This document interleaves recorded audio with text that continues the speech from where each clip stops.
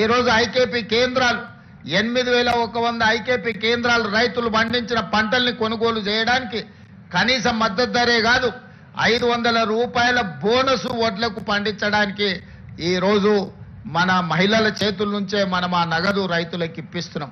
ఇదే కాదు మా అక్కలందరూ ఇడుండ్రు. అక్క సన్నబియ్యం వస్తున్నాయా? అక్క సన్నబియ్యం వండినరా?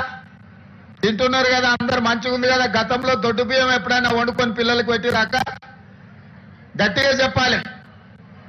మరి ఇవాళ అందుకే మా ఆడబిడ్డలు రేషన్ షాపుల్లో దొడ్డు బియ్యం ఎవరినో మిల్లర్లకు దళార్లకు అమ్ముకునే అవసరం లేకుండా సరాసరి రేషన్ షాపుల్లో నుంచి తెచ్చిన సన్న బియ్యం మనము మన పిల్లలకు వండి పెట్టే విధంగా ఇవాళ ముఖ్యమంత్రిగా నేను ఏ భోజనం చేస్తున్నానో, లేకపోతే మా వేదిక మీద ఉన్న అధికారులు మా మంత్రులు ఏ బియ్యం అయితే వండుకొని తింటున్నారో ఇవాళ మా అక్కలకు మా ఆడబిడ్డలకు రేషన్ షాపుల్లో సన్న బియ్యం ఇచ్చి ఈరోజు ఆత్మ గౌరవంతో ఒక మంచి భోజనం తన పిల్లలకు పెట్టే విధంగా ఒక మంచి పౌష్టికాహారం ఇస్తే పిల్లల ఆరోగ్యం బాగుపడుతుంది అని చెప్పి ఇవాళ మనం ఇవన్నీ నిర్ణయాలు తీసుకున్నాం.